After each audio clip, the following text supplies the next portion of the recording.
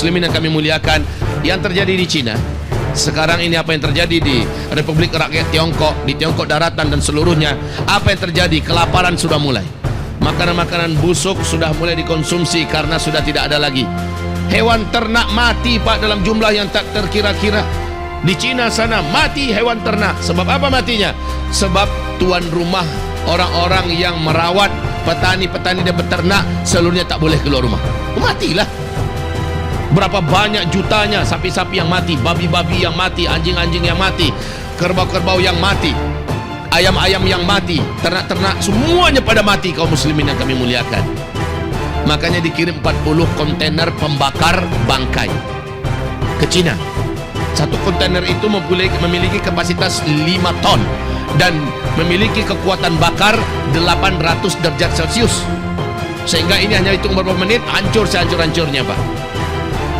Dan yang paling mengerikan juga kaum muslimin, tidak cukup hanya gagak dalam jumlah yang sangat banyak menghantui kota-kota di Cina. Tidak cukup dengan belalang-belalang raksasa. Tidak cukup hanya dengan sekarang jutaan hektar tanah-tanah di Cina digerogoti oleh ulat bulu yang merusak hewan, yang merusak perkebunan mereka, pertanian mereka. Ini apa yang akan terjadi kaum muslimin?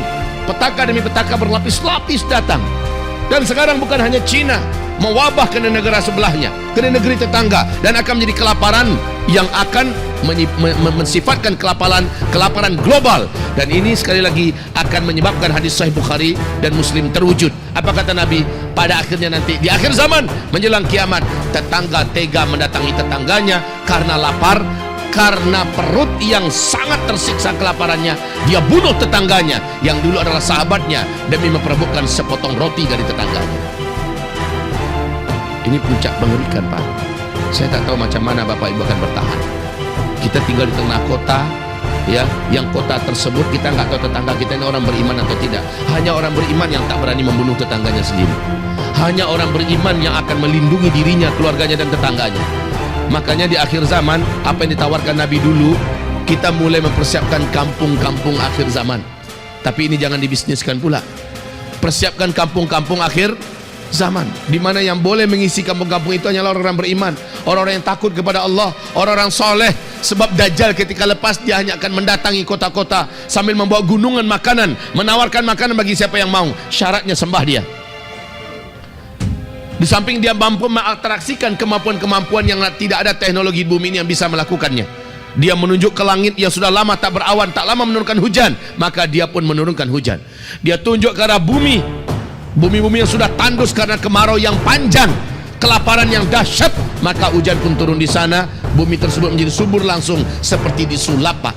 Rumput-rumput tumbuh, hewan ternak yang sudah menjadi tulang belulang kembali berbungkus daging, dan bangkitlah hewan itu sambil mengeluarkan suara mereka masing-masing. Lalu Dajjal mengatakan, "Saya Tuhan kalian."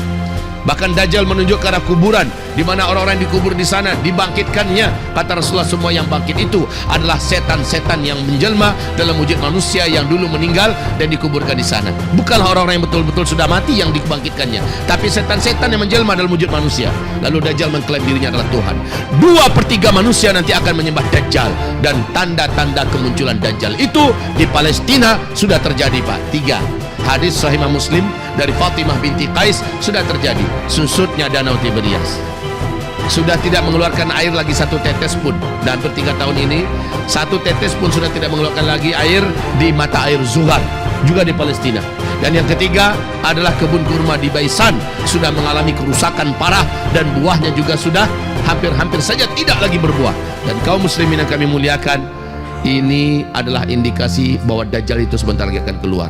Dajjal inilah fitnah terbesar di alam semesta Pak. Sejak bumi ini diciptakan, Adam ada sampai hari kiamat. Ma baina khalqi Adam ila qiyamis sa'ah fitnah akbar minad Dajjal. Sejak Adam Allah ciptakan sampai nanti hari kiamat, tidak ada fitnah yang melebihi fitnahnya Dajjal. Jadi virus corona lewat Pak. Bencana-bencana alam yang paling hebat dan mengerikan lewat. Kelaparan yang ada di mana-mana di muka bumi, pembunuhan, pembantaian, perang dan perang lewat dibandingkan Dajjal. Maka Dajjal lah puncak di seluruh fitnah itu. Jadi Dajjal ini saking buruknya beliau, menjelang kedatangannya saja sudah membawa berbagai macam bencana yang mengerikan di muka bumi Pak. Apalagi sosoknya muncul, saya agak memiripkan Dajjal itu dengan asteroid. Saya agak memiripkan Dajjal itu dengan meteor di ruang angkasa. Umpamanya ini meteor dan ini bumi kita. Ini bumi kita, ini meteor.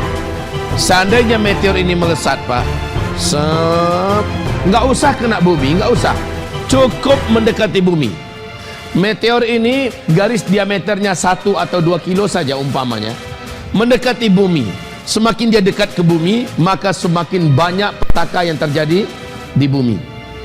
Ya, apabila dia langsung bersinggungan dengan atmosfer bumi kita, maka seluruh sinyal yang ada di kawasan akan mati.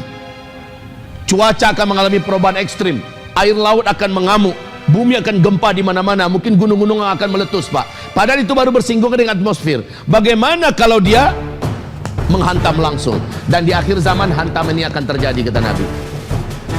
Rasulullah bersabda, fi hadhil ummah khasfun. Sedangkan mendekat saja sudah berbahaya buat bumi, bagaimana dia langsung menghantam bumi?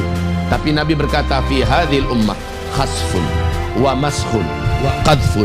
Qala rajulun minal muslimin, wa mata dzaka ya Rasulullah?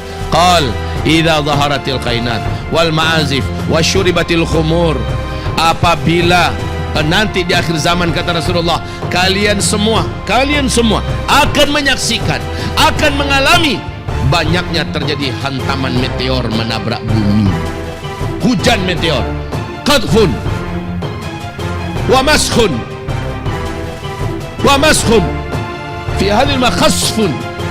Khasfun itu apa? Banyak nanti negeri-negeri yang tenggelam, likuifaksi, air laut nanti tenggelam dan naik menutupi kota-kota di pinggiran pantai.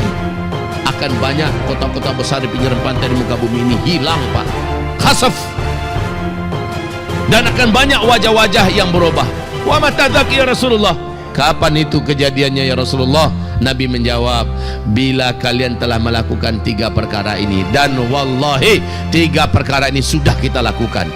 Yang kita itu siapa? Saya nggak cerita Indonesia, saya tidak cerita Asia Tenggara, Asia Tengah, saya tidak cerita Pak Afrika, Eropa, Amerika, Australia, saya tidak cerita itu. Yang saya ceritakan adalah negeri penjunjung tinggi syariat Islam, Arab Saudi. Apabila Arab Saudi sudah melakukan 3 perkara ini, maka meteor tunggulah akan menghantam bumi kalian. Apa 3 perkara ini?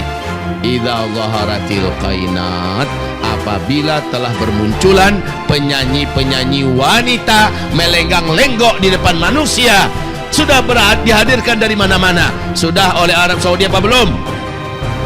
Yang kedua, wal ma'azif, apabila alat-alat musik, apabila musik sudah kamu sukai, kamu cintai, kamu hadirkan, kamu gelar di mana-mana. Di Arab Saudi sudah apa belum? Mengerikan, Pak, malah. Yang ketiga, wasyuribatil khumur, apabila barang-barang memabukkan, minuman-minuman memabukkan sudah menyebar dan beredar, dan kamu sudah merasa aman, tos-tosan, barang memabukkan, ya, barang-barang memabukkan sudah beredar di mana-mana. Di Arab Saudi ini sudah terjadi, Pak, khususnya 4 tahun belakangan ini. Maka pada masa itu tunggulah, petaka besar akan terjadi. Dan kita sedang di gerbang itu. Bukan akan lagi, tapi sedang di gerbang itu. Udah nyampe di gerbang itu kita sekarang. Maka demi Allah Bapak Ibu, bukan tugas saya nih nakut-nakutin. Nggak enak nakut-nakutin orang tuh. Saya juga berdebar-debar ini, ya. Kenapa saya ngungsi jauh? No, ke kampung pedalaman, sehingga Gus Nur datang geleng-geleng kepala. Apa kata beliau? Kalau bukan Ustaz Zulkifli Muhammad Ali nggak akan sanggup tinggal di sini. Mendarat Bapak di Padang, Bapak menuju ke lokasi Bukit Tinggi 2,5 jam. Nanti dari Bukit Tinggi itu ke lokasi saya jalan raya, ya, ada 1/2 jam lagi. Nanti dari situ ada simpang 4, Pak, sebelah kirinya namanya simpang Batu Ampar. Bapak belok kiri, nanti itu udah jalan kecil, Pak, menurun, mendaki, berkelok, ya. Jalannya kecil sampai ke atas bukit, dan di situ daerahnya indah minta ampun, airnya melimpah ruah, tanahnya subur, ya. Nah, di sana saya tinggal. Pesantren kita bangun di situ. Ini menjadi kampus ketiga saya. Alhamdulillah Allah kasih kita tanah lumayan banyak, lumayan besar. Alhamdulillah kaum muslimin. Ngapain saya di sana? Antisipasi, kata Rasulullah, ketika Dajjal datang. Seluruh negeri saat itu di muka bumi, seluruh daratan bumi di mana-mana kering kerontang karena kemarau melanda secara ekstrim di seluruh dunia. Orang-orang pada kelaparan, orang-orang pada brutal dan beringas, dan banyak yang putus asa hidup. Ketika nanti Dajjal datang, dia menawarkan kehidupan, dia menawarkan makanan, dan dia mengatrasikan dan mendemonstrasikan kemampuan-kemampuan dahsyat di mana seluruh setan mendukungnya.